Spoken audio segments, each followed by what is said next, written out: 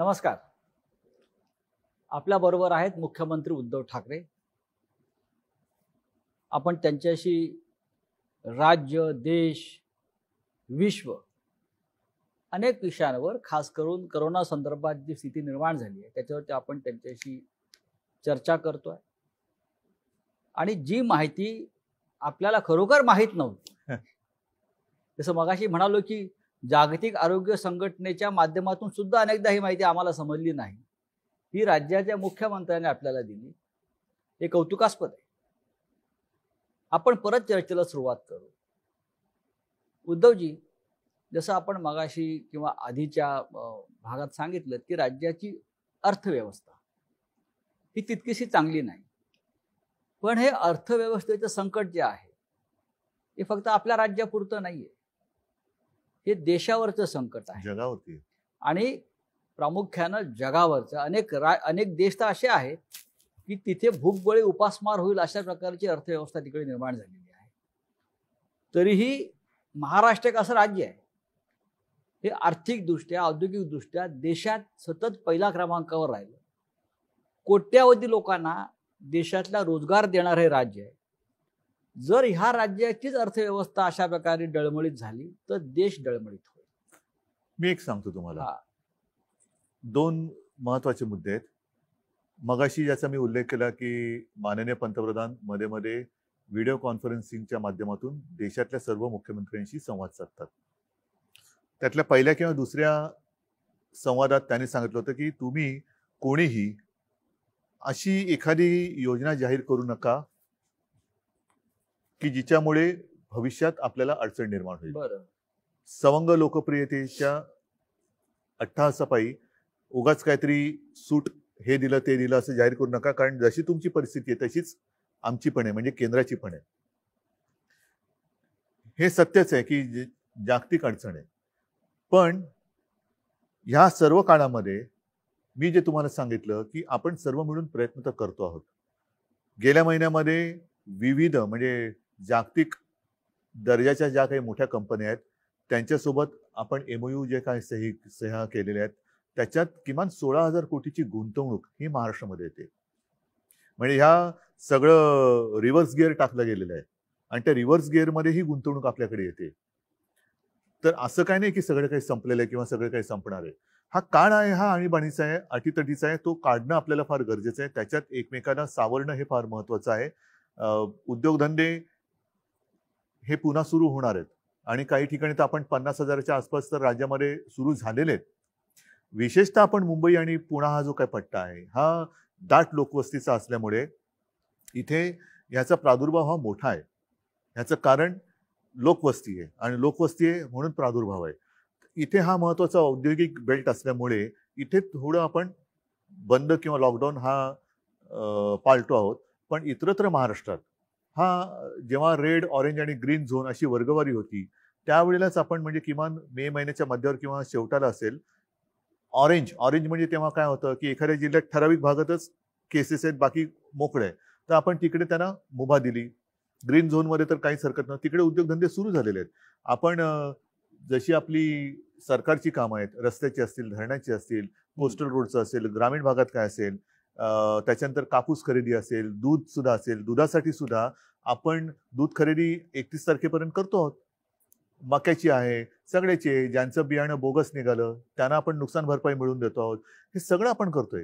ह्याच्यात एक महत्वाचा मुद्दा असा म्हणजे आपण हातावर हात ठेवून गप्प नाही बसलेलो. साधारणतः 16,000 कोटीचे MOUs हे आपल्या राज्याने सह्या केलेले आहेत आणि MOU म्हटल्यानंतर ही प्राथमिक अवस्था असते. त्याच्यानंतर पुढची बोलणी आता सुरू आहेत आणि त्याही पलीकडे जाऊन आणखीन काही हजार कोटीचे MOU म्हणजे नवीन गुंतवणूक, नवीन पूर्णपणे. किती विश्वास ठेवतात? कारण या आधीच्या उद्योगमंत्री आपलेच होते. सांगतो काही हजार कोटीचे MOU केले होते पण त्यातली इन्व्हेस्टमेंट काही इथे नाही केली. ह्याचं कारण का की तुमचा उद्योगमंत्री एकटा असून चालत नाही, तुमचं सरकार. आणि त्या काळात जो मगाशी तुम्ही उल्लेख केला की हे सगळं चालू असताना नोटबंदी आली. अनिश्चितता, धोरणांची अनिश्चितता असेल तर गुंतवणूक येणार नाही. आता आपल्या राज्यामध्ये मी राज्यापुरतं म्हणेन की अनिश्चितता नाही. आपण अनेक काही गोष्टी सुविधा ह्या केवळ सगळं काही आपलं गहाण टाकून करतोय अशातला भाग नाही. पण ज्या काही गोष्टी आपण करू शकतो आहोत, मग जमिनीसाठी सुद्धा त्याच्यामध्ये काही नियमांची एक सोपीकरण असेल, इज ऑफ डुईंग बिझनेस ज्याला म्हणतो, ह्या सगळ्या गोष्टी आपण आणतो आहोत आता. आणि हे बघितल्यानंतर मला पूर्ण विश्वास आहे की हे एमओयू केलेत ते पूर्ण अंमलात आणून देण्याची जबाबदारी ही सरकारची आहे. आणि सरकारने जे वातावरण तयार केलेले आणि करत आहे, जो विश्वास एक लागतो, त्यातून ही गुंतवणूक येईल नक्की. ही गुंतवणूक येत असताना साहजिकच आहे, मग आधी असलेले उद्योगधंदे आहेत त्यांना तर आपण गो हेड दिलेलं आहे, ते काम चालू करतायत. जिथे जिथे लॉकडाऊन नाही तिकडे दुर्दैवाने किंवा नाईलाजाने जिथे पुन्हा अशी परिस्थिती निर्माण होते तिकडे मात्र पुन्हा आपल्याला बंद करण्याखेरीज तात्पुरता पर्याय नाहीये. तर असं समजण्याचं कारण नाही की सगळं काही संपलंय. मी अजिबात निराशावादी नाही, मी स्वतः निराशावादी नाही आणि मी निराशावादी कोणाला होऊ देणार नाही. आपल्या नेतृत्वाखाली सकारात्मक कार्य चाललेलं आहे, राज्याला ऊर्जा मिळते आहे, या सगळ्या गोष्टी लोकांनी स्वीकारलेल्या आहेत. बघा एक शब्द आहे, सरकारने एक शब्द आहे संयम. आणि जो आपल्या बाबतीत काय वापरला जातो सांगतो. आता या शब्दाची सुद्धा गंमत आहे. एखादं अक्षर म्हणजे शिवसेना प्रमुख म्हणायचे की अक्षर जुळून शब्द बनतो आणि त्या शब्दाचे मंत्र होतात. आता शब्दाची ओवी पण होते आणि शब्दाची शिवी पण होते. आता जसं संयम आहे, या संयमातला स काढलं तर काय होईल? यम होतो. मग काय पाहिजे तुम्ही ठरवा, संयम पाहिजे का यम पाहिजे? आपण संयमाचं त्याच्यामुळे तुम्ही कशाला आमंत्रण द्यायचं? संयम ठेवायचा का यम पाहिजे? उद्धव ठाकरे, मी हे नुसतं यमक नाही जुळवत आहे. उद्धव ठाकरे म्हणजे संयम हे समीकरण आहे या देशाच्या राजकारणात आणि महाराष्ट्रात. माझ्यात आत्मविश्वास आहे, मी करून दाखवणार. होय, पण गेले 5 वर्ष जे सरकार होतं त्या सरकारमध्ये आपणही होता. उद्योग खातं सुद्धा आपल्याकडेच होतं. या काळामध्ये केंद्र असेल, राज्य असेल, startup India, make in India, आणि त्यावेळेला सुद्धा सामनाने माझ्या मुलाखती घेतलेल्या आहेत. होय, त्याच्यामुळे त्या सामन्याच्या मुलाखती वाचा. होय, startup India, make in India, त्यानंतर एमओयू, असे कोणतेही एमओयू शेवटपर्यंत प्रत्यक्ष कृतीमध्ये हे अवलंबून राहतं त्या सरकारच्या धोरणावरती. म्हणजे नुसती उत्सवप्रियता असेल तर काही होणार नाही. मी जे तुम्हाला सांगितलं की आता जे आपले सगळे साथी सोबती महाविकास आघाडीचे सगळे सहकारी आहेत, मग पवार साहेब आहेत, अगदी काँग्रेसचं सुद्धा, किंवा सोनियाजी आहेत आणि त्यांची इथली काँग्रेसची लोक आहेत, ह्या सगळ्यांना आता आपल्याला तिघा नाही, जे काही एक अनुभवातून शहाणपण आलेलं आहे ते शहाणपण आपण आता आपल्या कामात दाखवतो आहोत. आणि आतापर्यंत मागे वळून बघताना आपल्याकडनं काय राहून गेलं किंवा एकूणच सरकार, मग मी तिकडे पक्षाची लेबल लावून सरकार बघत नाही. सरकार हे सरकार असतं. या सरकारकडनं काय राहिलं होतं, काय चांगलं झालं होतं, ह्याचा सगळा एक आढावा घेऊन आपण या गोष्टी करतो. आणि ही सुद्धा गोष्ट जी 16,000 कोटीची एमओयूची आहे, ही सुद्धा मी घरात बसून केलेली आहे. हो, आम्ही पाहिलं ते. हे सुद्धा घर बसल्याच केलेलं आहे. मी कुठेही भटकत गेलो नव्हतो की इकडे जा तिकडे जा तिकडे जा, काही नाहीये. आपली जी सिस्टीम आहे, पुन्हा सिस्टीम ही काम करते. सगळेजण, काही लोक त्यांच्या देशातून त्याच्यात सहभागी झाले होते, आपली काही लोक, मी घरात नव्हतो, देसाई साहेब आणि सगळे सहकारी मंत्रालयातून असतील. त्याच्यामध्ये चीनची गुंतवणूक किती आहे? आता ह्याच्यामध्ये एक सांगतो तुम्हाला, चीनच्या गुंतवणुकीबद्दल, चीनची गुंतवणूक किती पेक्षा असावी की नसावी, हा महत्वाचा भाग आहे. आणि हा प्रश्न मी ज्या वेळेला पंतप्रधानांनी चीनच्या समस्येबाबत एक व्हिडिओ कॉन्फरन्स घेतली होती त्याच्यात विचारलेला होता की तुम्ही देशाचं एक धोरण ठरवा. आपल्याकडे काय होतं की पाकिस्तान बरोबर संबंध जरा ताणले गेले का मग पाकिस्तान मुर्दाबाद, पाकिस्तान बरोबर कोणतेही संबंध नको, त्याच्याबरोबर खेळ नको, क्रीडा नको, हे नको ते नको. आणि जर ओसरलं सगळं, मग खेळ आणि राजकारण तुम्ही एकत्र आणू नका, कला आणि राजकारण एकत्र आणू नका, हे सगळी बौद्धिक आपण घ्यायची. पण ताणलं जातं तेव्हा आपली भूमिका खबरदार जर टाच मारून यायची असते. मग तो खेळाडू पण नको, कलावंत पण नको, काही उद्योग नको. तसं चीनच्या बाबतीत तुम्ही एकदा ठरवा, वस्तू तर सोडाच, पण उद्योगधंदे आपण आणायचे की नाही आणायचे हे देशाचं धोरण असलं पाहिजे. राष्ट्रभक्ती ही सगळ्या देशाची सारखी असली पाहिजे. माझी आहे, नसेल आपण ते होल्डवरती ठेवलेलं आहे, नको असेल द्या पाठवून. पण उद्या पुन्हा हिंदी चीनी भाई भाई करून तुम्ही जर का फिरवणार असाल सगळ्या चीनच्या पंतप्रधानांना, तर मग ही संधी घालवायची का? आणि घालवायची असेल तर मग एकदा दिशा ठरवा, आपण जाऊ पुढे. उद्धवजी, आपण जेव्हा मुख्यमंत्री नव्हता तेव्हाही काही प्रकल्पाच्या बाबतीमध्ये आपण स्वतः जातीनं लक्ष घातलं, विशेषतः कोस्टल रोड मुंबईतला.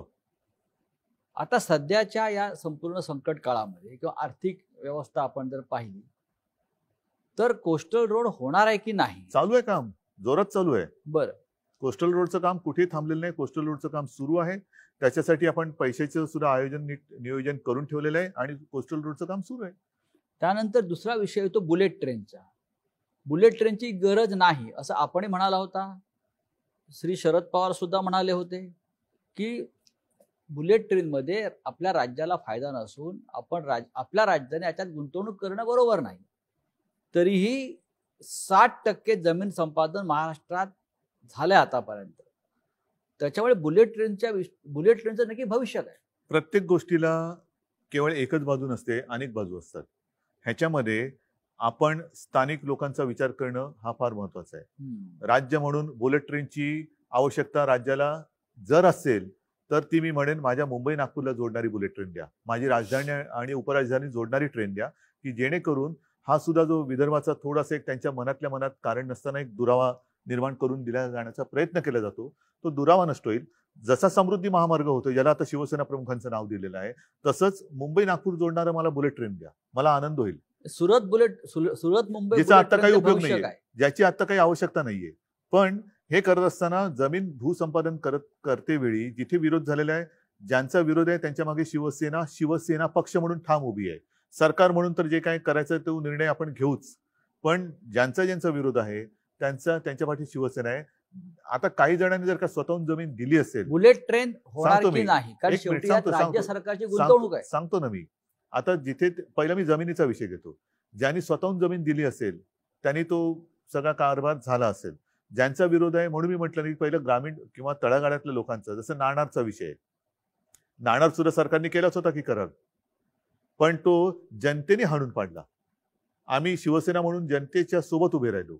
आता सरकार म्हणून मला काय, जर का सगळ्यांना मान्य असेल करू करार, पण जेव्हा हा अंतिम टप्प्यामध्ये आता आपण हे मधले 2-3 महिने आपले ह्याच्यात सगळे कोरोनामध्ये गेले, त्याच्यामुळे सगळे विषय हे मागे पडले, हे सगळे मागे पडले. त्याच्यामध्ये बुलेट ट्रेन जरी असलं तरी त्या बुलेट ट्रेनचा विषयच बॅकसीटला गेला आणि तो विषय म्हणजे कोणी त्याच्याबद्दल काही विचारपूस पण केली नाही आणि त्याच्याबद्दल काही चर्चा पण झालेली नाहीये. आता ह्याच्यावरती सुद्धा सरकार म्हणून निर्णय घेताना शेवटी सरकार हे सरकार असतं आणि सरकार म्हणून निर्णय घेताना माझं काम असं आहे की माझी भूमिका ही व्यक्तिगत असू शकते, जी जनतेच्या सोबत राहण्याची आहे. पण राज्याच्या हिताचा जेव्हा विषय असेल की ह्याच्यात हित आहे का अहित आहे, तेव्हा माझं मत आहे की सगळ्यांना थोडं एकत्र बोलून आपल्याला निर्णय घेण्याची आवश्यकता आहे. विरोधी पक्षामध्ये आपण असताना सरकारनं 250-300 कोटी रुपये का द्यावे असा प्रश्न आपण सगळ्यांनी उपस्थित केला. तो माझा मुद्दा आजही कायम आहे. पण आता सरकार म्हणून आम्ही असताना हा काची सोडवणूक करण्याची गरज आहे. काला काही कारण आहेत का, खरंच ह्यातनं काही फायदा होणार आहे का, दाखवा आम्हाला कुठे फायदा आहे, काय होणार आहे फायदा, किती मुंबईतनं आणि सुरतमधनं ये जा होणार आहे, किती आर्थिक घडामोड होणार आहे, काय होणार आहे, हे सरकार म्हणून मला माहिती मिळू द्या. जर पटली जनतेसमोर ठेवतो, पण नसेल तर कदाचित मी असं म्हणेन की एखादी भूमिका मी एकतर्फी घेतली असेल तर ती आत्ता योग्य नाहीये. आत्ता मला अयोग्य वाटलं तर तो मी रद्द करेन. बर, आपली महाविकास आघाडी काय म्हणते? व्यवस्थित आहे. मध्ये मध्ये कुरकुर नाही, असं काय नाही. एक गोष्ट स्वीकारली पाहिजे, नक्कीच स्वीकारली पाहिजे आणि ती मी स्वीकारतो की गेल्या 2-3 महिन्यामध्ये फेस टू फेस या गाठीभेटी अवघड झालेत. कारण आज सुद्धा मी येताना वाचलं, अजून एका मंत्र्याला कोरोनाची लागण झालेली आहे. बरोबर आहे.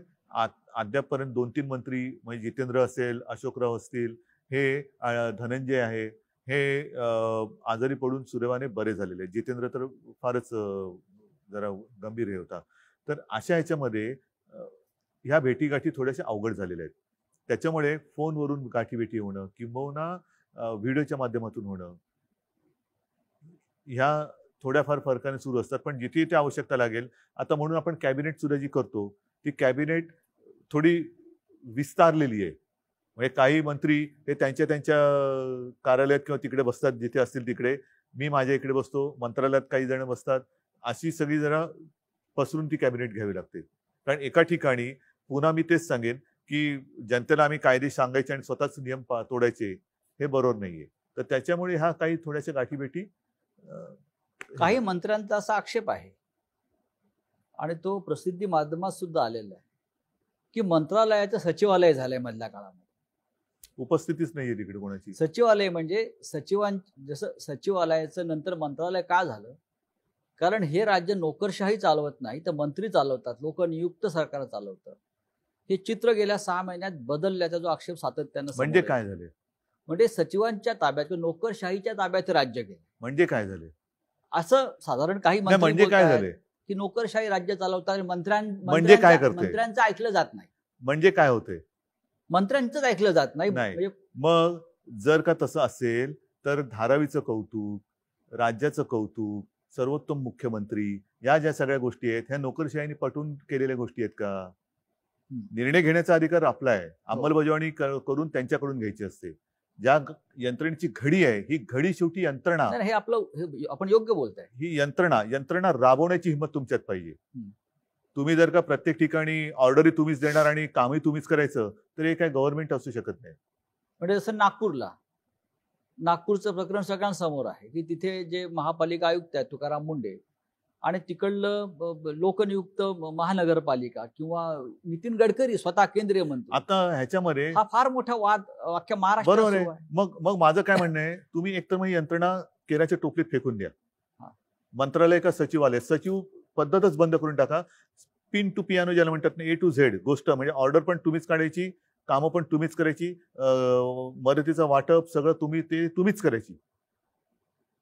राज्याचे मुख्यमंत्री म्हणून तुम्ही तुकाराम मुंड्यांच्या मागे उभे आहात की महानगरपालिका जे तुकाराम मुंड्यांच्या मागे लागली आहे तिकडे हात धुवून त्यांच्या मागे आहात? तुमचं मत काय, कोणाचं बरोबर आहे?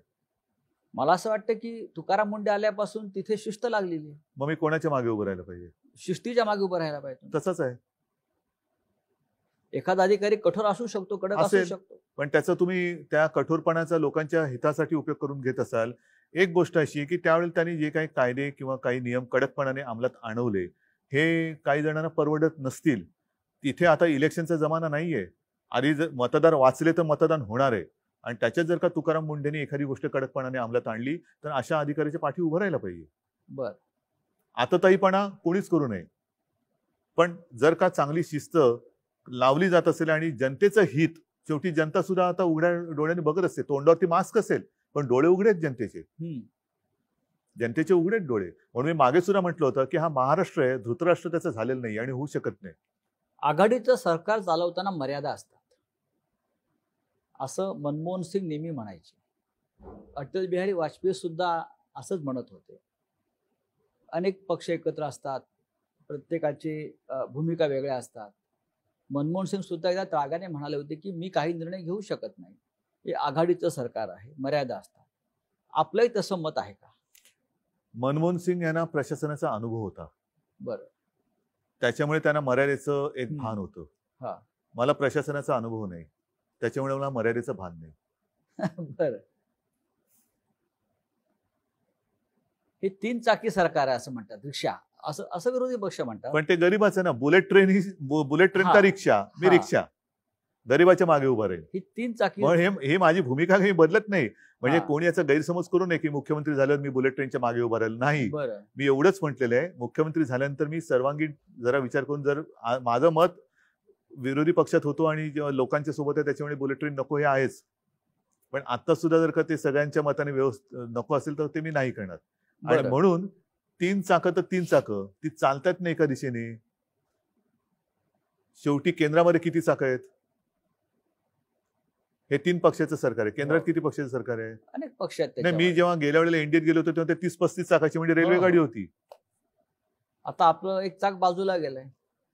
आणि शिवाय केंद्रात काही ठिकाणी आणि इतर अपक्ष म्हणजे एक हे पण असते, स्टेपनी पण असते. हो हो. ह्या 3 पक्षामधले जे प्रमुख पक्ष आहेत, शिवसेना आहेच, काँग्रेस आहे, राष्ट्रवादी आहे. काँग्रेसचा असा आक्षेप आहे की मुख्यमंत्री राष्ट्रवादीला झुकतं माप देतात. म्हणजे काय करतात? नाही, तो त्यांचा एक प्रेमळ आक्षेप सुरुवातीला होता. तो गैरसमज मी मध्ये भेटल्यानंतर तो दूर झालेला आहे. आणि असं काय तो तीव्र त्याच्यात काही हे नव्हतं.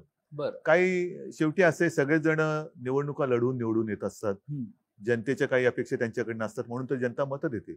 आणि त्या अपेक्षा जर आपण पूर्ण करू शकत नसू असं जर कोणाला वाटत असेल तर तो काय त्यांची ती काही चूक आहे, याच्यातला भाग नाहीये. त्या अशा अपेक्षा ह्या व्यक्त करणं हा काही गुन्हा नाहीये. तर मला असं वाटतं अशा काही गोष्टी, आक्षेप मी म्हणत नाहीये, पण सुरुवातीच्या काळामध्ये थोडंफार असं त्यांच्या मनात असेलही. माझ्याशी ते असे काही अगदी ठामपणाने बोलले नाही की आम्हाला तुम्ही विचारतच नाही, अमुकच नाही. माझं पवार साहेबांशी पण चांगलं हे आहे. कधी कधी मी अगदी काही नित्य नियमाने नाही, पण सोनियाजींना पण मी फोन करत असतो. शरद पवारांचं किती मार्गदर्शन लाभतं? त्यांना अनुभव राज्य चालवण्याचा भरपूर आहे. त्यांच्याबरोबरच्या भेटी ह्या एक वेगळा अनुभव असतो. बरं. ते जेव्हा मला भेटतात तेव्हा असं काही नाही की ते असं काहीतरी काम किंवा काहीतरी असं घेऊन येतात, अजिबात नाही. कधीतरी त्यांचा फोन येतो, उद्या काय करताय? आणि बहुतेक वेळेला उद्या जर का सगळं व्यवस्थित जुळत असेल तर मी आणि त्यांची भेट ही होते. भेटीमध्ये मग त्यांचे काही ते जुने अनुभव सांगत असतात. लातूरला भूकंप झाला तेव्हा त्यांनी काय केलं होतं, चीनचा विषय निघाला तेव्हा ते चीनच्या दौऱ्यात त्यांचं अनुभव कसा, मग ते पंतप्रधानांसोबत त्यांच्या चीनच्या काय चर्चा झाली, मग अमुक एक कसं आहे, तमुक एक कसं आहे, म्हणजे जुन्या त्यांच्या अनुभवाच्या आठवणी ते सांगत असतात. शरद पवार हे या महाराष्ट्रातल्या किंवा देशातल्या शेतकऱ्यांचे एक महत्वाचे नेते आहेत. सहकार क्षेत्रामध्ये त्यांचं योगदान मोठं आहे. महाराष्ट्रातली साखर कारखानदारी अडचणीत येऊनही या भूमिकेचे ते आहेत पहिल्यापासून. पण मी काल असं पाहिलं की राज्याचे विरोधी पक्षनेते देवेंद्र फडणवीस हे साखर उद्योजकांचे प्रश्न घेऊन अमित शहाना भेटले. ते पूर्ण देशातल्या साखर कारखानदारांबद्दल चिंता करत असतील. हो, पण गृह खात्याकडे साखर कारखान्याचे काय प्रश्न असू शकतात? शेवटी साखरी घरातच लागते ना, गृहामध्ये. कायदा सुव्यवस्था किंवा या संदर्भात नाही, गृहमंत्र्यांना भेटणं. गृह खातं म्हणजे त्यांना गृहमंत्री म्हणजे जरा जसा आदेश बांदेकर करतात कार्यक्रम तसे गृहमंत्री वाटले असते. अच्छा, होम मिनिस्टर. होम मिनिस्टर म्हणून ते साखरेचा विषय गृहमंत्र्याकडे. कारण राज्यातल्या साखर उत्पादकांचा प्रश्न हा मुख्यमंत्र्यांच्या अखत्यारीत येत नाही का, असा माझ्या पुढे प्रश्न आहे. कल्पना नाही बाबा मला. पण दिल्लीत जाऊन त्यांनी एक घोषणा मात्र नक्की केली, ती म्हणजे हे सरकार पाडण्याचा आमचा इरादा नाही. हे त्यांनी महाराष्ट्र सदनामध्ये येऊन सांगितलं. हे किती दिलासादायक आहे तुम्हाला? माझं तर मी इथं बसलेलोच आहे. इरादा असेल नसेल, काही जण सांगतात की ऑगस्टमध्ये सप्टेंबरमध्ये सरकार पाडणार. माझं म्हणणं आत्ता पाडा. माझी मुलाखत चालू असताना सरकार पाडा. मी काय फेविकॉल लावून बसलेलो नाहीये. पाडायचं तर पाडा, जरूर पाडा. त्याच्यात तुम्हाला पाडापाडी करण्यात आनंद आहे ना. काही जणांना घडवण्यात आनंद असतो, काही जणांना बिघडवण्यात आनंद असतो. बिघडवायचं असेल बिघडवा, मला नाही परवा, पाडा सरकार. ही तुमची भूमिका आहे की आव्हान आहे? हा माझा स्वभाव आहे. बर, हा माझा स्वभाव आहे. कारण एक फार कष्टातून निर्माण झालेलं सरकार आहे. हे सरकार उत्तम प्रकारे चाललंय. हे सरकार लोकप्रिय आहे. हे सरकार टिकायला पाहिजे असं या जनतेची भावना आहे किंवा देशातल्या जनतेची भावना आहे. या सरकारचं भवितव्य विरोधी पक्ष नेत्यावरती अवलंबून नाही. म्हणून मी म्हणतोय की पाडायचं असेल जरूर पाडा. बर, आत्ता पाडा. आता मध्य प्रदेश काँग्रेसचं सरकार पाडलं. राजस्थानमध्ये पाडण्याचा प्रयत्न झाला पण तिकडे कदाचित कोरोनाची स्थिती वाईट नसावी किंवा कोरोना साथ तिकडे पोहोचलेली नसावी. बरं, कारण इथल्या कोरोनाच्या परिस्थितीबद्दल गृहमंत्र्यांकडे किंवा दिल्लीत जाऊन विरोधी पक्ष नेत्यांनी तक्रार केली तर ही साथ जी जगात पसरली ती फक्त महाराष्ट्रामध्ये असेल, मध्य प्रदेशात नसेल, आता राजस्थानात नसेल. आता नंबर महाराष्ट्राचा असं ठामपणे म्हणतात. पाडा. दुसरा प्रश्न एक गंभीर या निमित्तानं आला. राजस्थानचं सरकार पाडण्याच्या हालचाली सुरू असताना काँग्रेसचे फुटणारे नेते, बंडखोर आणि भाजपचे काही नेते यांच्यामध्ये पैशाच्या देवाणघेवाणी संदर्भातल्या काही टेप समोर आल्या. फोन टॅपिंग हे बेकायदेशीर आहे. तरीही पैशाची ताकद लावून सरकार पाडणं हे काम सुरू आहे. दुसरं करू काय शकतात? लोकशाही आहे ना ही त्यांची. बरं, ही त्यांची लोकशाही. म्हणजे इथलं सरकार हे लोकशाही विरोधी आहे आणि तिथे आणणारं सरकार पैसे देऊन फोडून जर का ते करत असतील तर ते लोकशाहीला धरून आहे. ही लोकशाहीची व्याख्या, ही लोकशाहीची थट्टा हीच शिवसेना प्रमुखांना मान्य नव्हती आणि म्हणून ते म्हणायचे की ही तुमची असली दळबद्री लोकशाही ही असली, ही मला मान्य नाही.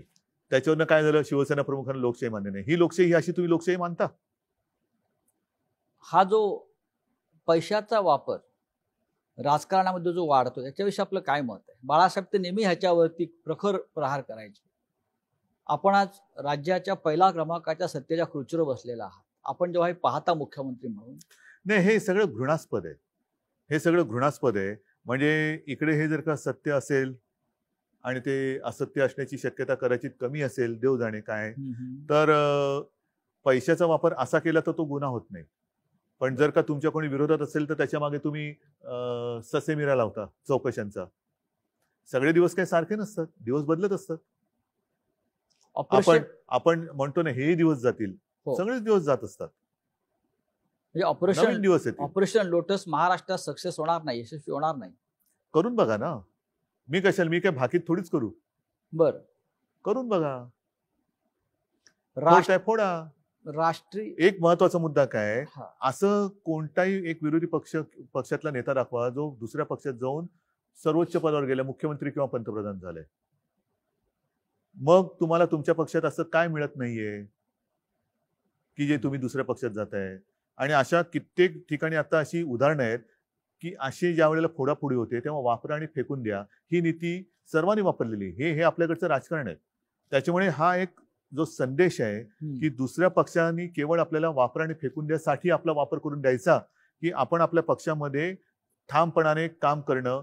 ठीक आहे, कदाचित एखादी व्यक्ती किंवा एखादा नेता हा आपल्या पक्षामध्ये आपल्यावरती अन्याय करू शकत असेल किंवा करत असेल, पण म्हणून तुम्ही त्या पक्षाचा त्याग करून दुसऱ्याची पालखी वाहणं, शेवटी पालखीच वाहणारच ना, का पालखीत बसणार आहेत मिरवायला?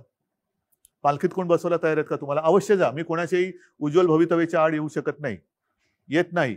जर तुम्हाला दुसऱ्या पक्षात अत्यंत म्हणजे पालखीत बसवण्याचं स्थान मिळत असेल, जरूर जाऊन पालखीत बसवा. पण पालखीचे भोई होण्यासाठी म्हणजे काय, की नुसती वरात चालले पण माझ्या खांद्यावर पालखीचं ओझं आहे, एवढंच तुम्हाला समाधान आहे? मग पालखीचं ओझं व्हायचं असेल तर जाऊ शकतात. किती असे पक्षांतर केलेले नेते हे दुसऱ्या पक्षात जाऊन मोठे झालेत. एक ठराविक काळ गेल्यानंतर त्यांना सुद्धा बरोबर त्यांचं कारकीर्द ही कापली जाते.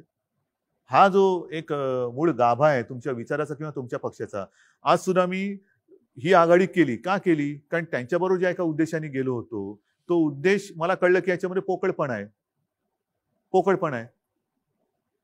म्हणून मी हा निर्णय घेतला. आणि हे सुद्धा मी पुन्हा पुन्हा सांगतो, ध्यानीमनी नसतानाही मुख्यमंत्री पदाची धुरा माझ्यावरती आली नाही, तर माझ्या स्वप्नात सुद्धा कधी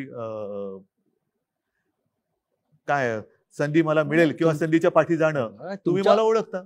तुमच्या स्वप्नात हे नव्हतंच, पण हे महाराष्ट्राच्या किंवा जनतेच्या स्वप्नामध्ये होतं. बरोबर की नाही? मग आता माझी जबाबदारी आहे, जर का माझ्यावरती जबाबदारी आली असेल आणि आली आहे, तर मी माझ्या राज्याची आणि माझ्या जनतेची स्वप्न पूर्ण करणारच. राष्ट्रीय राजकारणाकडे तुम्ही सध्या कोणत्या दृष्टीनं पाहताय? कोणत्या राजकारणाकडे बघू? राजस्थानच्या बघू, दिल्लीच्या बघू, मध्य प्रदेशच्या बघू? कारण मग माझ्या शेवटी काय असतंय, आपण दोघेही चष्मेवाले आहोत. बरोबर, एक लांबचा चष्मा असतो आणि एक जवळचा असतो. हे नंबर जर का असे बघायला लागले तर आपले कोणत्या दृष्टीने बघायचं?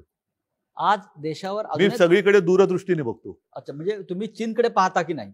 मी सगळीकडे दूरदृष्टीने बघतो. आज चीन जो हिंदुस्थानच्या हद्दीत घुसून आपल्या 20 जवानांची हत्या केली, तुमची नजर तिथपर्यंत गेली की नाही त्या संकटापर्यंत? कारण गेली. काय करू शकतो आपण? महाराष्ट्र हा नेहमी, सह्याद्री हा नेहमी हिमालयाकडे पाहतो, जातो, मदत करतो, ही आपली परंपरा आहे. मान्य. पण ही परंपरा आपण पाळत असताना आपण काय करू शकतो का खरंच? आणि करण्याची आपली इच्छा आहेच का? नाहीतर मी मगाशी म्हटलं तसं की चीनी गुंतवणूक मला काही त्याचं मोठं आकर्षण नाहीये, पण आपण ती नाकारू, आपण ती आता होल्डवर ठेवलेली आहे. तुम्ही आधी सांगा की हे चीन बद्दलचं तुमचं जे काही आताचं जे आहे नातं, चांगलं वाईट, हे किती काळ टिकणार आहे? आता तुम्हाला चीन नको आहे, पण कालांतराने पुन्हा हिंदी चीनी भाई भाई होणार नाही का? जसं मी पाकिस्तान बद्दल बोललो की पाकिस्तानने आपल्याकडे घुसखोरी केली, तर आता पाकिस्तान बरोबरचे सगळे संबंध तोडा, काहीच नको त्याच्यामध्ये. आणि मग थोड्या दिवसानंतर मग क्रिकेट मॅच येऊ द्या, चालेल. त्यांचे खेळाडू येऊ द्यात, कलाकार येऊ द्यात, गाणी, गझला, साहित्यिक. आणि मग आम्हाला आमच्याच विरुद्ध त्यावेळेला सरकार नव्हतं आपलं, शिवसैनिकांच्या विरुद्धच आपले पोलीस बंदुका घेऊन रोखून उभे. मग तुमचं वैर आहे पाकिस्तानशी आणि बंदुका आमच्या छाताडावरती. काहीतरी तुमची नीती ठरवा. एकदा एक नीती. जर का असं तुम्ही फडफड व्हायला लागलात तर तुमच्या ध्येय आणि मग मगाशी जे म्हणालात ना की गुंतवणूक MOU वरती हे सगळी अशी फडफडणारी जी काही तुमची धोरणं असतात ती गुंतवणूकदारांना या किंवा जा सांगत असतात. उद्धवजी, शिवसेनेच्या राष्ट्रीय भूमिकांना फार महत्व आहे. मग राष्ट्रीय सुरक्षेचा विषय असेल, राम मंदिराचा विषय असेल, पाकिस्तान असेल, दहशतवाद असेल, या अनेक महत्वाच्या भूमिका सातत्याने शिवसेना मांडत आली, ठामपणे मांडत आली. आज सुद्धा चीनच्या संदर्भात असेल, पाकिस्तान संदर्भात असेल, जेव्हा आपण पाहतो तेव्हा आपल्याला असं दिसतंय की आज हिंदुस्थान मोठा देश आहे, पण हिंदुस्थानच्या सीमेवरच्या एकाही राष्ट्राशी आपले चांगले संबंध नाहीत. बरोबर तुमचं.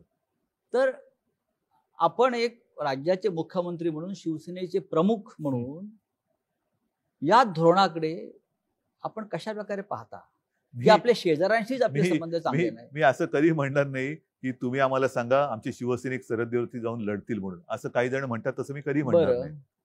असं मी कधी म्हणणार नाही. परंतु शेवटी प्रत्येकावरती काही ना काहीतरी जबाबदारी असते. हो. आज महाराष्ट्राच्या मुख्यमंत्री पदाची जबाबदारी माझ्यावर आहे. होय. देशाच्या पंतप्रधान पदाची जबाबदारी नरेंद्रभाईंवरती आहे, मोदीजींवरती आहे. आणि मध्ये जी काय त्यांनी सर्व पक्षीय एक बैठक घेतली, त्या सर्व पक्षाच्या नेत्यांनी त्यांना सांगितलं की देशावरती जेव्हा संकट येतं तेव्हा आम्ही त्याच्यामध्ये विस्कळीत असं काही होऊ देणार नाही. तुम्ही व्हा पुढे, आम्ही संपूर्ण एक दिल्याने तुमच्या सोबत आहोत. आणि त्याच बैठकीत मी सांगितलं होतं की एक धोरण ठरवा, काय करायचं, नेमकं वागायचं कसं. कारण त्याच्यामध्ये बऱ्याच मुख्यमंत्र्यांनी आपापली मतं मांडली. मी सगळ्यात शेवटी होतो बोलणारा. माझ्या आधी जवळपास सगळे बोलून झाले होते. आणि त्याच्यामध्ये बहुतेकांनी ही एक अपेक्षा व्यक्त केली होती की चीनच्या मालावरती बहिष्कार टाका, भगवान की मूर्ती चीन से आ रही है, हे बंद करा, ते बंद करा, अमुक बंद करा, तमुक बंद करा. आता हे ठीक आहे, ते बंद केल्यानंतर आपण चीनच्या ऍप वरती बंदी घातली, चीनची ऍप आपण बंद केली. आता आपण असं म्हणायचं का टिकटॉक आपण चीनला आपटला का? नाही. जर आपटला असेल तर आपटणार कधी? नुसती ऍप बंद करून चीनला जर धडा शिकवत असू तर आनंदाची गोष्ट आहे. उद्धवजी, राम मंदिर हा आपल्या जिव्हाळ्याचा विषय. नक्कीच. शिवसेनेनं राम मंदिराचा मार्ग मोकळा केला, हे इतिहास सांगतो. त्या राम मंदिराच्या संदर्भात आपण सुद्धा अयोध्येला गेलेला आहात, मुख्यमंत्री नसताना आणि मुख्यमंत्री झाल्यावर सुद्धा. म्हणजे आपण आपल्या भूमिकेमध्ये कोणताही बदल केलेला नाही. भूमिपूजन 5 ऑगस्टला होईल अशी तारीख जाहीर झालेली आहे. आपण त्या भूमिपूजनाला जाणार का? नुसतं हो किंवा नाही हा मुद्दा मी माझ्या व्यक्ती म्हणून काही सांगू शकेन. बरं. पण महत्वाचा मुद्दा जो आपण प्रश्नामध्ये एक सांगितला की राम मंदिराच्या लढ्यात शिवसेनेची भूमिका ही इतिहासाने दखल घेतलेली आहे. हो. मी मुख्यमंत्री नव्हतो त्याही वेळेला राम मंदिरात गेलो, किंबहुना योगायोग ज्याच्यावरती माझी श्रद्धा आहे, माझी भावना हीच सांगते. नोव्हेंबर 18 मध्ये मी पहिल्यांदा राम मंदिरला गेलो होतो. आपण सोबत होतात. शिवनेरीवरची म्हणजे शिवजन्मभूमीची एक मूठ माती मी घेऊन गेलो. त्याच्यानंतर ह्या विषयाला खूप चालना मिळाली. त्याच्या आधी हा विषय थंड बस्त्यात होता, कोणी काय विषयच काढत नव्हतं. शिवसेनेने सुरुवात केली, जर उशीर लागत असेल तर कायदा बनवा, वटहुकूम काढा, काय वाटेल ते करा, पण राम मंदिर बनवा, आपलीच मागणी होती, ही शिवसेनेची मागणी होती. त्याच्यासाठी आपण अयोध्येला गेलो. तुम्ही योगायोग म्हणा, काही म्हणा, त्या विषयाची सोडवणूक तर वर्षात झालीच. पण ज्या नोव्हेंबरमध्ये 18च्या नोव्हेंबरमध्ये मी तिकडे गेलो, त्याच्या पुढच्या नोव्हेंबरमध्ये तो प्रश्न पण सुटला आणि मी मुख्यमंत्री पण झालो. ही माझी श्रद्धा आहे. ज्याला कोणाला ह्याला अंधश्रद्धा म्हणायचं असेल तर त्यांच्याकडे विषय. माझी श्रद्धा आहे आणि ती आहेच, असणारच आहेच. मुद्दा काय येतो की सर्वत्र सध्या करोनाचं थैमान आहे. मी ठीक आहे, मी म्हणेन मी जाणारच, मला काही बिघडत नाही, मी मुख्यमंत्री आहे आणि नव्हतो तेव्हा सुद्धा मला तिथे मानपान सगळं मिळालं. ती शिवसेना प्रमुखांचं आणि माझा मुलगा म्हणून ती पुण्य माझ्याकडे आहेच. आता तर मुख्यमंत्री आहे, मला बंदोबस्त मिळेल, मी व्यवस्थित जाईन, मी पूजा अर्चा करून किंवा त्या कार्यक्रमात सहभागी होऊन परत येईन. पण हे मंदिर हे सर्वसामान्य मंदिर नाहीये. एखाद्या गावात जरी मंदिर बनवायचं झालं तरी गावकरी जल्लोषात एकत्र येतात, कारण त्या गावासाठी ते राम मंदिर असतं अयोध्येसारखं. जे अनेक लोक अयोध्येला जाऊ शकत नाही त्यांच्यासाठी त्या गावाचं मंदिर हे महत्वाचं असतं. अनेक सभा समारंभ किंवा लग्न किंवा इतर काही गोष्टी त्या मंदिरातल्या देवाच्या साक्षीने होतात गावामध्ये. मग हा राम मंदिराचा मुद्दा आहे, ज्याला एका लढ्याची पार्श्वभूमी आहे, एक विचित्र पार्श्वभूमी आहे, ज्याच्यावरती बाबरांनी आक्रमण करून ते पाडून मशीद बांधली होती, त्याच्यात पुन्हा आता आपण मंदिर उभं करतोय. हा पूर्ण केवळ हजारो लोकांचे प्राण हिंदुस्थानातल्या गेलेत. हिंदुस्थानातल्या हिंदूंचा नाही, जागतिक कुतूहलाचा विषय आहे. आज आपल्याकडे कोरोनाचं संकट असताना सर्व मंदिरांमध्ये जाण्या येण्याला बंदी आहे. मी जाऊन येईन, हम्म. पण लाखो राम भक्त जे तिकडे उपस्थित राहू इच्छित असतील त्यांचं तुम्ही काय करणार? त्यांचं तुम्ही काय करणार? त्यांना तुम्ही अडवणार का? त्यांना येऊ देणार आणि त्यांच्यामध्ये कळत नकळत कोरोनाचा प्रसार होऊ देणार? कारण हा आनंदाचा क्षण आहे. आणि नाही तर तुम्ही व्हिडिओ कॉन्फरन्सवरनं ई उद्घाटन, ई भूमिपूजन करू शकता. आपल्याला आठवत असेल की आपण मुख्यमंत्री म्हणून जेव्हा गेलात तेव्हा शरयूच्या तीरावरती आपल्याला आरती करण्यापासून थांबवलं होतं. थांबवलं, कारण करोनाचा प्रसार होता. तिथं सुरुवात होती. आपण सगळी तयारी केली होती बरोबर आहे. आरतीची. आणि त्याच्या आधी जेव्हा गेलो होतो तेव्हा शरयूचा काठ कसा होता? भव्य आपण केलं होतं. म्हणजे खच्चून गर्दी होती. हो. म्हणजे हालचाल करायला जागा नव्हती. हालचाल कर एवढं होय. सगळं तो त्या विषयाला भावनेने जोडली गेलेली माणसं आहेत. ह्या लोकांना तुम्ही थांबवणार कसे? माझं येणं जाणं मी करीन. मी तर मुख्यमंत्री म्हटल्यानंतर जाऊन येईन. अजूनही अधिकृत काही तारीख आलेली नाहीये. अधिकृत तारीख आलेली नसली तरी अधिकृत कार्यक्रम कसा असेल कल्पना नाहीये. आल्यानंतर तो कार्यक्रम आल्यानंतर आपण ते ठरवू. पण बरं. लाखो लोकांची जी भावना आहे की तिकडे उपस्थित राहावं, त्यांना तुम्ही कसं अडवणार?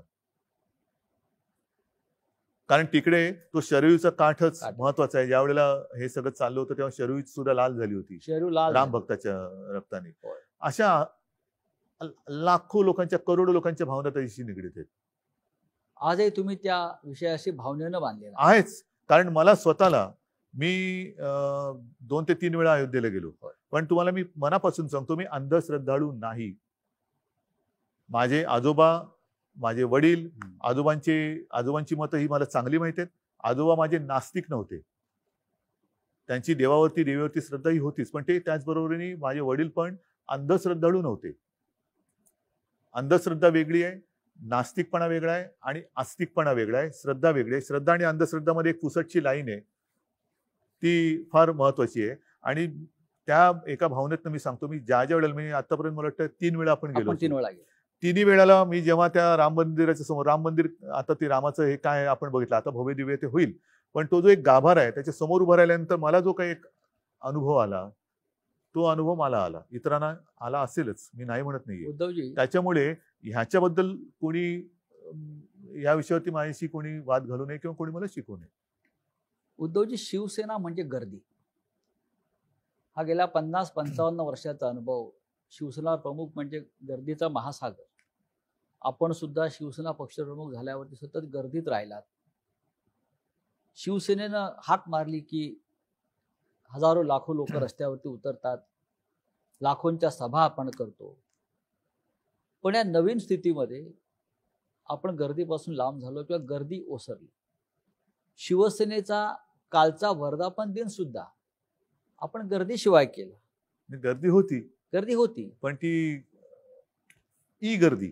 हे राजकारण कसं काय पुढे जाणार? नाही, अवघड आहे. आणि आता मी तुम्हाला म्हटलं ना की शिवसेना प्रमुखांची आठवण येते ती ज्या वेळेला असे काही विजयोत्सव व्हायचे. हो, शिवसेना प्रमुखांचा वाढदिवस असायचा. हो ना. त्या अखेरच्या ह्याच्यामध्ये ते खाली येत नसत आणि त्यांचे फोटो आहेत खिडकीतून हात करताना. ज्या वेळेला खाली गर्दी व्हायची आणि घोषणा व्हायच्या त्यावेळेला ते उठून बाहेर यायचे खिडकीत आणि हात करायचे. आणि मी त्यांना सांगण्याचा प्रयत्न करायचो की तुम्ही सारखं हे नका करू. मला म्हणायचे हे माझं टॉनिक आहे. हा, माझ्या तब्येतीची चिंता करू नको, हे माझं हो. टॉनिक आहे.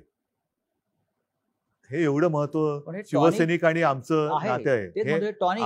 आमच्या नात्याचं ते यथार्थ वर्णन आहे, शिवसैनिक आणि आमचं. आता ह्या टॉनिकचं काय करणार आपण? आता ते टॉनिक मिळवायचं तर आहेच. कोणत्याही परिस्थितीत मी टॉनिक नाही सोडणार. बरं, लॉकडाऊनच्या काळात आपल्या प्रधानमंत्र्यांनी एक मंत्र दिला आत्मनिर्भर होण्याचा. चांगला मंत्र आहे की आत्मनिर्भर व्हायला पाहिजे. तुम्ही याकडे कसा बघता? एक प्रश्न आहे राज्याचे मुख्यमंत्री म्हणून. तुमच्या कारकिर्दीमध्ये तुम्ही महाराष्ट्र आत्मनिर्भर कसा करणार?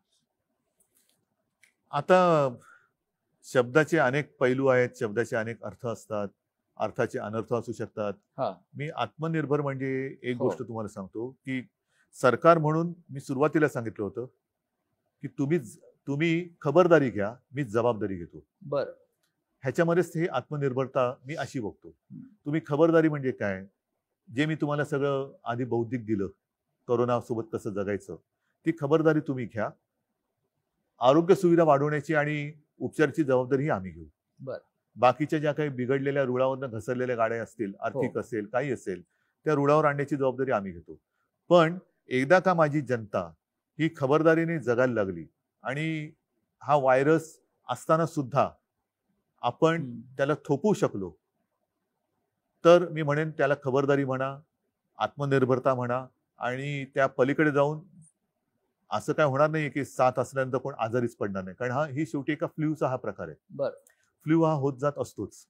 आतापर्यंत या हा व्हायरस येण्याच्या आधी 6-7 प्रकार आपल्या देशात होतेच.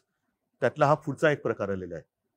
म्हणून त्याला तो 19 मध्ये आला म्हणजे कोविड-19 म्हणतात. 19. हा एका त्या फॅमिलीतला किंवा कॅटेगरीतला आणखीन थोडासा सुधारित दुर्दैवाने असं म्हणावं लागेल प्रकार आहे. तर तो असला तरी त्याचा मुकाबला किंवा त्याला तोंड देणं, ह्याच्यासाठी सर्वसाधारण बाहेर हिंडताना फिरताना जगताना कसं जगायचं हे एकदा आपण अंगवळणी पाडणं, ह्याला मी आत्मनिर्भर म्हणेन, खबरदारी घ्या म्हणेन. आणि त्याच्यानंतर जर आवश्यकता लागली तर वेळेवरती जी काही औषधं आपल्याकडे उपलब्ध आहेत, कारण ह्याला अजून औषध नाही आलेलं, तर जीव वाचवण्याची जबाबदारी ही सरकारने घ्यायला पाहिजे. उद्धवजी, हे झालं सरकार, प्रशासन, शासकीय नेतृत्व. पण शेवटी आपले पंचप्राण शिवसेना आहे. अनेक वर्ष आपण शिवसेनेचं काम करतो. आपण नेते आहेत, प्रमुख मार्गदर्शक आहात. शिवसेना प्रमुखाने आपल्याला एक वाट आखून दिली, त्या वाटेवरनं आपण जात आहोत. सातत्यानं आपण असं म्हणत आलो की 100% शिवसेना. काही काळापर्यंत आपण 2 पक्षांबरोबर होतो, म्हणजे एकाच पक्षाबरोबर आपली युती होती, 2 पक्षाचे सरकार होतं. आज आपण 3 पक्षांबरोबर आहोत. पण मुख्यमंत्री आहोत. आपण मुख्यमंत्री आहोत आणि वेगळ्या वेगळ्या विचाराचे पक्ष आहेत. संपूर्ण महाराष्ट्र शिवसेना आपल्याला पसरवायची आहे, आत्मनिर्भर शिवसेना करायची आहे. हे आपलं स्वप्न कायम आहे का? आत्मनिर्भर शिवसेना असं म्हणतोय मी. विरोधी पक्षाचं काम तुम्ही करते की काय? हो, मी काय विरोधी पक्षात असतो असा आरोप आहे माझ्यावर. आता कुठे गाडी रुळावरती येते, रिक्षा आमची व्यवस्थित चालायला लागलेली आहे, कारण स्टेरिंग माझ्या हातात आहे, पाठी दोघं बसलेले आहेत. कारण आणि श्री नाही, शरद एक सांगतो तुम्हाला, सत्तेमध्ये एका पक्षाचं सरकार याच्यासारखं मोठं स्वप्न नाहीये. बरं. पण हे स्वप्न तुमचं व्यक्तिगत स्वप्न असेल तर त्याला हो. काडीचाही उपयोग नाहीये, काडीची किंमत नाहीये. कारण त्या स्वप्नामध्ये जनतेची स्वप्न जोपर्यंत येत नाही तोपर्यंत एका हाती सरकार येत नाही. आणि ती स्वप्न सरकार आल्यानंतर पूर्ण होत नसेल तर जी काडीची किंमत ज्याला म्हणतो मी नाही, त्याला जनताच काडी लावल्याशिवाय राहणार नाही. आता हा जो काही एक वेगळा प्रयोग महाराष्ट्राने केलेला आहे, विचारांनी भिन्न असलेले 3 हो. पक्ष हे एक विचित्र राजकीय परिस्थितीमध्ये एकत्र आलेले आहेत. आणि ह्याच्यामध्ये मी सांगितलं ना, केवळ आणि केवळ एक अपरिहार्यता किंवा जबाबदारी म्हणून मी ही खुर्ची स्वीकारली. हे मानाचं पान आहे, मानाचं पद आहे, खूप मोठं आहे. पण जे माझं स्वप्न कधी नव्हतं ते मी स्वीकारलेलं आहे. आता ते स्वीकारल्यानंतर आपण जो आता अर्थसंकल्प मांडला, हा पहिला अर्थसंकल्प मांडला काय आणि तेच अधिवेशन गुंडाळावं लागलं काय. आता त्याच्यात ज्या काही गोष्टी आपण जाहीर केलेल्या आहेत त्या जनतेच्या हितासाठी आजपर्यंत कदाचित त्यातल्या गोष्टी अशाही आहेत की ज्या आजपर्यंत कोणी केल्या पण नाहीयेत आणि विचार पण केला नव्हता. तर ती एक माझी आता जबाबदारी ती पार पाडणं. हे करताना मी माझ्या कामाची सुरुवात तर केलेली होतीच आणि ती मी आजही करतोय. ती सुरुवात म्हणजे जे यांच्या भाषेमध्ये मी फिरायला सुरुवात केली होती. बरं. मी फिरत होतोच. विभागवार जी कामं त्यावेळेच्या कदाचित सरकारने केली नसतील, मी प्रत्येक विभागाची बैठक घेतली. याच्यात मला आजही माहिती आहे की मराठवाड्यातले काही जिल्हे बाकी राहिलेले आहेत. पण अन्यथा विदर्भ असेल, अर्धा मराठवाडा आहे, उत्तर महाराष्ट्र, पश्चिम महाराष्ट्र, कोकण, मुंबई, ही तिथे जाऊन मी माझ्या प्रशासनातल्या सहकाऱ्यांसोबत माझ्या विधिमंडळातल्या मग सर्वपक्षीय आमदारांची बैठक घेतली होती आणि त्यांची कामं आपण नोंदवून त्याच्याप्रमाणे काही ठिकाणी मी ऑर्डर्स पण दिलेले आहेत. तर ही सुरुवात मी केली होती कामाला. हे आल्यानंतर हे थांबलं. आता याच्यामध्ये मी जिथे जायचो तिकडे साहजिकच शिवसैनिकांना भेटायचो. काही कार्यक्रम शिवसैनिकांचे पण व्हायचे. ह्या सगळ्या गोष्टी ह्या गेल्या 2-3 महिन्यात थांबलेल्या आहेत. हा काळ एकदा सरला हम्म. की त्याची पुन्हा सुरुवात होईल. मी पक्षप्रमुख आहेच. मुख्यमंत्री पद जे शिवसेना प्रमुख सांगायचे की या गोष्टी येतात जातात. कायमस्वरूपी ते माझं पक्षाचं प्रमुख पद हे कायमस्वरूपी, त्याच्यात सुद्धा जसं शिवसेना प्रमुख म्हणायचे की शिवसैनिकांचा जोपर्यंत विश्वास आहे तोपर्यंत, त्याच्यामुळे ते मी कधीच सोडणार नाही आणि पक्ष वाढवण्याचा प्रयत्न मी करणारच आहे, जे उद्धवजी सगळेच करतात. उद्धवजी आपण जेव्हा पक्षाचं काम सुरू केलं, पक्षाचे शिवसैनिक म्हणून, नेते म्हणून, नंतर कार्याध्यक्ष म्हणून, आणि साहेबांच्या नंतर म्हणजे शिवसेना प्रमुखाच्या नंतर शिवसेना पक्ष प्रमुख म्हणून हा एक फार मोठा पल्ला आपण गाठला. राज्याला मुख्यमंत्री आपण मिळवून दिला. म्हणजे पक्ष सत्तेवरती आहे.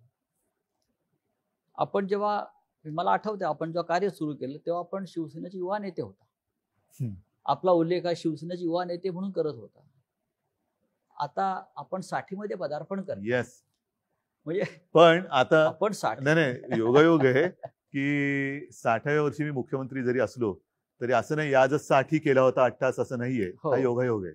नाही, आपण 60 मध्ये पदार्पण करताय हा एक योगायोग नसेल, पण महाराष्ट्रासाठी मला वाटतं कदाचित जगातलं एकमेव माझं उदाहरण असेल हा जो सगळ्यात ज्याची कुवत कमी लेखली गेली हा तो पक्षाचा सर्वोच्च नेता झाला हो. आणि ज्याची कुवत किंवा याला काही कळत नाही असं म्हणणारा राज्याचा मुख्यमंत्री झाला. आणि आपण उत्तम प्रकारे काम करताय. राज्याच्या जनतेचे आपल्याला आशीर्वाद आहे. ते महत्त्वाचे. म्हणजे युवा बघा, नेते मी आपण होता. आजही तुम्हाला अत्यंत प्रामाणिकपणाने सांगतो, मी माझी आज देखील सही आपला नम्र म्हणूनच करतो. ही शिकवण बाळासाहेबांची आपल्याला Yes, सगळ्यांना यांचं आहे. कारण नम्र हे राहा. बाळासाहेबांची पद्धत आहे आणि माझ्या आजोबांची पद्धत, माझ्या म्हणजे बाळासाहेबांची ही पद्धत. ह्या गोष्टी येतात जातात. जनतेशी आपण कायम नम्रतेने वागलं पाहिजे. कारण कधी कुठेही गेलो, मी मुख्यमंत्री असो वा नसो, मी आणि बाळासाहेबांचा मुलगा म्हणून मी कुठेही कधी गेलो तरी लोक मला हसून माझं स्वागत करतात, प्रेमाने आदरातिथ्य करतात, या बसा म्हणतात. हे जे काय आहे ना, ही कमाई ही पूर्वजांच्या पुण्याची कमाई आहे. माझं कर्तृत्व शून्य आहे. उद्धवजी जसं बघा युवा नेते होता आपण आणि आपण आज 60 प्रवेश करताय म्हणजे आपण सिनियर सिटीजन झालात असं मी हो, म्हणतो. आता मला बसचा प्रवास फुकट मिळणार. म्हणजे आपल्या निमित्ताने इतरांना मिळेल. कसं तुम्ही पण वाटतंय? तुम्ही पण आम्ही सुद्धा तुम्ही पण मी आज बसमध्ये एक पाऊल टाकलं असेल तरी तुम्ही त्यात- पाऊल टाकायच्या तयारीत आहात. आहे, तुमच्या बरोबरच आहे मी. मला सांगा की हा प्रवास जो आहे युवा नेता ते शिवसेनेचे आता ज्येष्ठ नेते किंवा नाही, हा प्रवास जो आहे मुख्यमंत्री ना, आणि 60, हा प्रवास आता आपण असं म्हणतो मागे वळून बघताना कारण हा फार महत्वाचा टप्पा आहे 60. आहे, पण हा प्रवास आता असं वाटतं की हा बुलेट ट्रेनच्या वेगाने झाला. बरं. आपल्याला इकडे तिकडे बघायलाच मिळालं हो. नाही. या सगळ्या काळामध्ये मी अत्यंत प्रामाणिकपणाने सांगतो, असं काही जण जे म्हणतात ते खरं आहे की माझं एक क्षेत्र नाही, माझं एक खरंच क्षेत्र नाही. मी मूळचा कलाकार ते करताना केवळ आणि केवळ शिवसेना प्रमुखांना म्हणजे माझ्या वडिलांना एक काहीतरी सहकार्य व्हावं आपल्या परीने, काहीतरी खारीचा वाटा, त्या निमित्ताने मी सुरुवात केली. माझी सुरुवातीचं पहिलं पाऊल होतं ते सामना. कारण तेव्हा मी बघत होतो, हे सगळं सांगून झालंय, रिपीट करण्याची काही आवश्यकता नाहीये. पण शिवसेना प्रमुखानंतर वेळ उसंत नव्हती, कारण तेव्हा आत्तासारखी साधनं नव्हती, हेलिकॉप्टर नव्हती, विमानं नव्हती, कुठेही जायचं झालं तरी गाडीने प्रवास करावा लागत होता. त्याच्यात सुद्धा एअर कंडिशन गाडीत असणं ही फार मोठी लक्झरी होती. अनेक शिवसेनेचे नेते कार्यकर्ते हे तेव्हा देखील आणि आज सुद्धा काही अंशी मी बघतोय एसटीतनं फिरतात आणि तेव्हा फिरायचे. अगदी वामनराव महाडिक असतील, दत्ताजी असतील, त्यांच्यासोबतचे काही कार्यकर्ते जे आहेत त्यांचं कर्तृत्व फार मोठं आहे. त्यांनी त्यावेळेला ह्या सगळ्या खस्ता खात शिवसेना पसरवली, बीज पेरली, ती बीज रुजवली आणि त्याला आलेले जे काही अंकुर आहेत ते मी आज बघतोय. म्हणजे जसं कोकणामध्ये म्हणतात पूर्वी, आता त्याच्यात सुद्धा प्रकार आले की नारळाचं झाड आजोबाने लावलं तर नातवाला फळ मिळतं. आज त्यांनी लावलेल्या झाडाची फळं ही आपण चाखतो आहोत. त्याच्यामुळे त्यांचं कर्तृत्व आणि त्यांचं योगदान हे फार मोठं आहे. माझं ह्याच्यामध्ये खरंच काही कर्तृत्व नाही. केवळ आणि केवळ मी ह्याच्यामध्ये मनापासून इन्व्हॉल्व्ह झालो. जसं तुम्ही मगाशी सांगितलं की करोनावरती डॉक्टरेट आहे की काय, नाही असं नाहीये. कोणती जबाबदारी स्वीकारली तर ती पूर्णपणाने प्राणपणाने पार पडायची. त्याची सामनाची असेल, मग एक संघटनेमध्ये ज्याला म्हणतो आपण शिस्त आणणं असेल किंवा एक यंत्रणा उभी करणं असेल, ह्यातनं मी हळूहळू हळूहळू पुढे करत करत करत, किंबहुना हाही माझा तुम्हाला अनुभव सांगितलेला आहे की सुरुवातीला मी भाषणच करत नव्हतो. हो. म्हणजे मला भाषण करता तेव्हाही माझं म्हणणं की येत नव्हतं, आताही माझं म्हणणं मला येत नाही.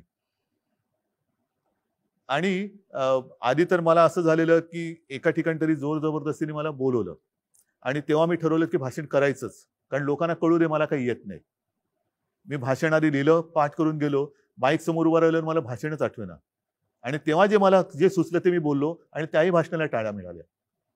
आणि असंच माझं भाषण करत करत मी इथपर्यंत आलो. आज म्हणजे अनुभव एखाद्या गोष्टीचा तुम्हाला असायलाच पाहिजे असं नाहीये. तुम्हाला हृदयात आणि एक अंतःकरणात तळमळ पाहिजे. म्हणूनच तळमळ महत्वाची आहे. म्हणून आपण जेव्हा मुख्यमंत्री झाला तेव्हा संपूर्ण महाराष्ट्रानं टाळ्या वाजवून स्वागत केलं आपलं. येस, कारण तळमळ पाहिजे. त्या तळमळीने मी काम करतो. आपण सगळ्यांनी महाराष्ट्राचे मुख्यमंत्री उद्धव ठाकरे यांच्याशी हा दिलखुलास संवाद आपण ऐकला. मुख्यमंत्र्यांनी अत्यंत मनमोकळेपणाने आपल्याशी चर्चा केली. मुळात ते मुख्यमंत्री बोलतात असं आपल्याला वाटत नव्हतं. ते आपल्या घरातलेच एक तसंच आहे मी. सदस्य आहेत, शेवटी कुटुंबातले शेवटी कोणीतरी मुख्यमंत्री म्हणजे मित्र काय, आहेत, त्याला काय मुलगा शिंग आहे, फुटतात. वडील आहेत, भाऊ असंच वाटत होतं. आणि महाराष्ट्राला त्यांचं हेच रूप जास्त आवडतंय. उद्धवजी, आपण आलात, खूप मोकळेपणानं बोललात, चर्चा केलीत, याबद्दल धन्यवाद. जय महाराष्ट्र. धन्यवाद सगळ्यांना. जय हिंद, जय महाराष्ट्र.